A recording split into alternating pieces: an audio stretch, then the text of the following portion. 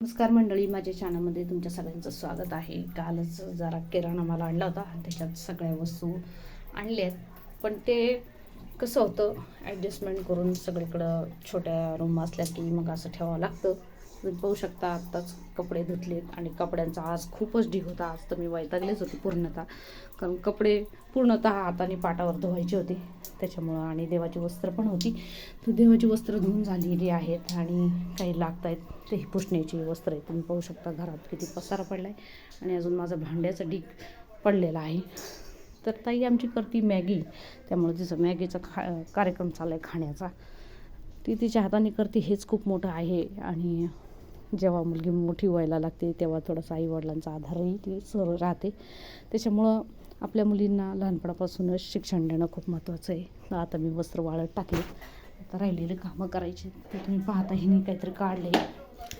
तर हे पहा, हे चीज आणलं होतं, चीज मॅगी. तर आता ते मॅगी करून झाली आणि त्या मॅगीवर मसाला नाही टाकला का?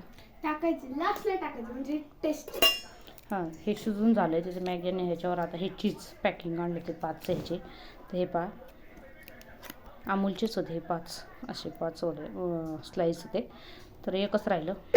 मग छोट्या मुलीने माझ्या ते चीज घेऊन गेली, तिला इप्पी न्यायची होती, ती इप्पी घेऊन गेली ती, म्हणजे मॅगीच घेऊन गेली. आणि आता ह्याच्यावर ही मसाला टाकणार आणि चीज टाकून खाणार. तर आता हिचा कार्यक्रम, घरात नुसता कचरा इकडं तिकडं असता व्यस्त तुम्हाला दिसत असेल, हे सगळा पसारा पडला आहे. आणि दररोजचं शिवणाचं काम असल्यामुळं मला जास्त करून वेळ होत नाही, पण त्यातलं त्यात जेवढं आवरता येईल तेवढं आवरता राहते. पसारा तर सगळ्यांकडेच असतो. तर तुम्ही पाच भांडी. आणि आज काय झाले, फ्रीजचं बटन दाबून दिलं, बर्फ जास्ती झाला होता, तर बर्फाचा व्हिडिओ मी टाकला आहे शॉर्टमध्ये बघा. खूप बर्फ झाला होता आणि बटन दाबून दिलं, हे सगळं पाणी हे बघा किचनच्या इथं राडा झाला आहे. तर त्याच्यामुळे आधी भांडी घासून घेणार, मग थोडंसं झाडून बुडून घेऊन फरशी पुसावं लागणार, मग काम झाले.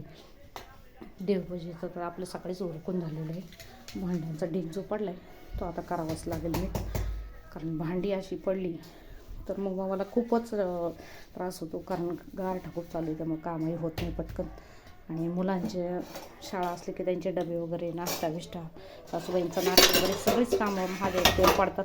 आणि मिस्टरही कामाला लागतात, पण किचनमध्ये लेडीजचं काम असतं, आपलं बाई माणसंच करत राहतात नाही, त्यामुळे आपल्याला त्या यायच्यात नाही.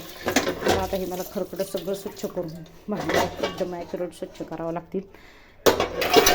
त्यानंतर किचन मोठाही धुवावं लागेल. हे बघा, हे काय पसार करून ठेवला आहे, तर इकडे या विडा करून ठेवल्या, तर तेही नीट स्वच्छ करावं लागणार आहे.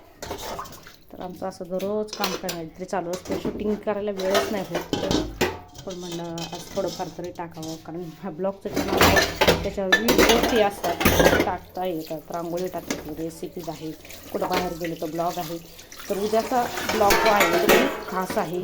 उद्याचा येणारा व्हिडिओ तुमच्यासाठी खूप खास राहील, तर नक्कीच पहा. तुम्हाला आज मी सांगून त्याचा उपयोग नाही, तुमच्यासाठी ते सरप्राईज राहणार आहे. पण उद्या एकदम खास व्हिडिओ मी टाकणार आहे, नक्कीच पहा. चॅनलला व्हिजिट करा आणि असाच प्रतिसाद माझ्या चॅनलला देत राहा. भेटूया नेक्स्ट व्हिडिओमध्ये नवीन काहीतरी टॉपिक. आणि उद्याचा जो काही व्हिडिओ येणार आहे तो तुम्हाला समजून येईल. तर भेटूया नेक्स्ट व्हिडिओमध्ये. तोपर्यंत धन्यवाद.